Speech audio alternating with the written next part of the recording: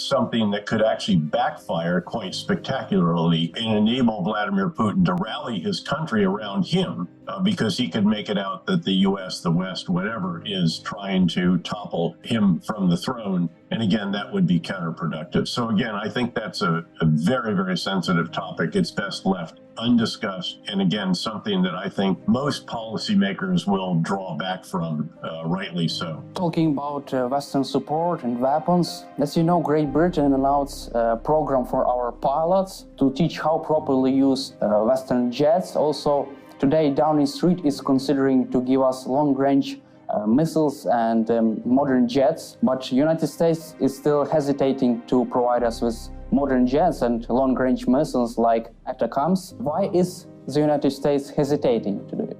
Well, I think the reason for hesitation throughout the past year, and even before that, has always been tied to the issue of whether there would be undue provocation, frankly, of Russia, and whether a certain action might result in an expansion of the war beyond where it is. In my view, we should get on with the provision of this. Again, you're not going to just deliver F-16s anytime soon. What we need to do is start the training of pilots, and perhaps even more important than that, because Ukraine has more pilots, as I understand it, than it actually has aircraft. So that's something that could be easily done without a big impact degradation of the capabilities on the battlefield. The bigger issue actually tends to involve maintenance of very sophisticated systems. This was the reluctance about the M1 Abrams tank, that maintaining a 1,500 horsepower jet engine surrounded by enormous armor, a 70-ton vehicle and so forth, is just prohibitively difficult to maintain. It's not hard to operate. I was an infantry officer. I learned how to operate. I shot the M1 tank. It's pretty straightforward. The problem is when the computer system breaks down or the thermal sights go awry, or obviously the jet engine, which is very sensitive in a variety of different ways, very different from the 1,500 horsepower diesel, for example, that's in the Leopard. When that goes down, if you will, when it's no longer operable, that's very, very challenging. And of course, now you have all this in a 70-ton vehicle that you can't even put on a lowboy. You have to have a special recovery vehicle for it as well.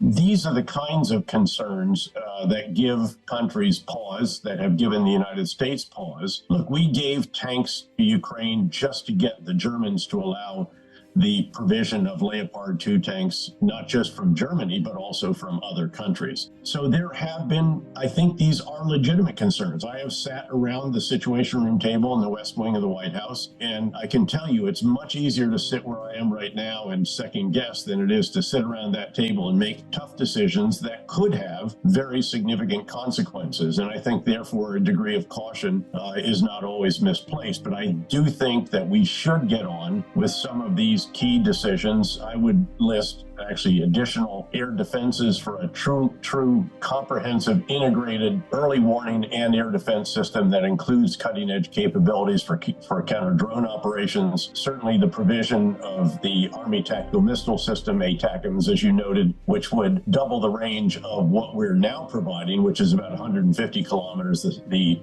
ground-launched small diameter bomb, and take it out to about 300 kilometers. And Ukraine would agree, I'm sure, not to use that in a provocative way to attack the Russian Federation targets or something like that. I'd also like to see the provision of advanced drones. And there's a variety of other systems that I think could be very, very useful as well. But also, what there has to be is a very significant continued commitment to help Ukraine keep everything we've provided working. And that is massively challenging. There is a reference to the Ukrainian military as having a petting zoo, if is the term, for what it has in its materiel. You know, it's got a few of this, it's got a few of that, it's got, you know, the UK, the German, the American, still Eastern Bloc, all of this. It is very, very hard to maintain numerous systems, all of which require different diagnostics, sets, kits, outfits, spare parts, some cases fuels, etc., ammunition, caliber, whether it's rifled or not, and so forth. This is very, very challenging. And I think this is going to actually prove to be more important than the next, if you will, shiny object, the next big thing in terms of precision munition or something like that, because this is going to be the heart of the offensive operations that Ukraine conducts, as it has said, predicted, expected sometime in May, June this summer. And the centerpiece will be the tanks, but we expect to see Ukraine do what Russia has not done, which is to combine all of the different ground forces and air support in a way that achieves what are termed combined arms effects. So you don't just have the power of tanks with the mobility of tracked vehicles and a main gun. You also have infantry in first-line infantry fighting vehicles that are keeping the enemy infantry from using anti-tank guided missiles against the tank. You have engineers and explosive ordnance personnel who are dismantling the obstacles and defusing the explosives in them. You have air defense artillery keeping the enemy air assets off you. Ideally, you have your own rotary and fixed wing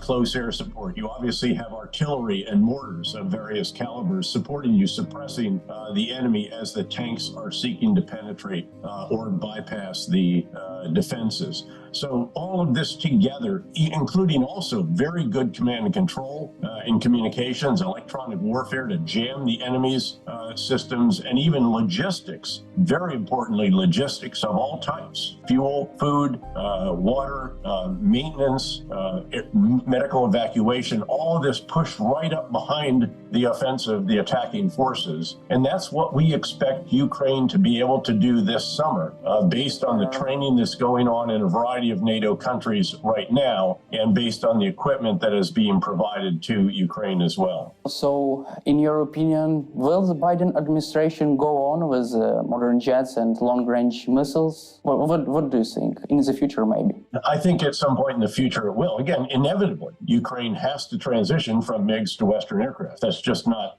there's no alternative. We've run out of MiGs and Su whatever to provide from Eastern European NATO members and so on. There aren't any more in the market. So that has to take place. The question is, when will it take place? What will the process be?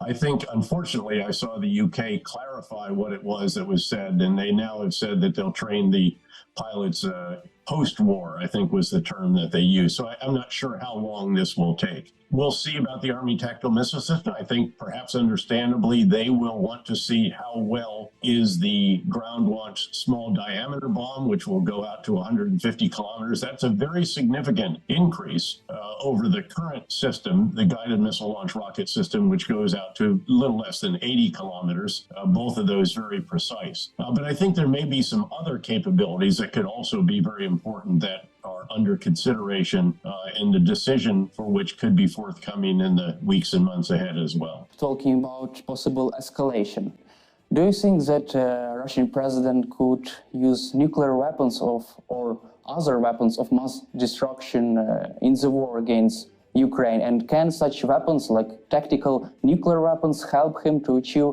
any success on the battlefield?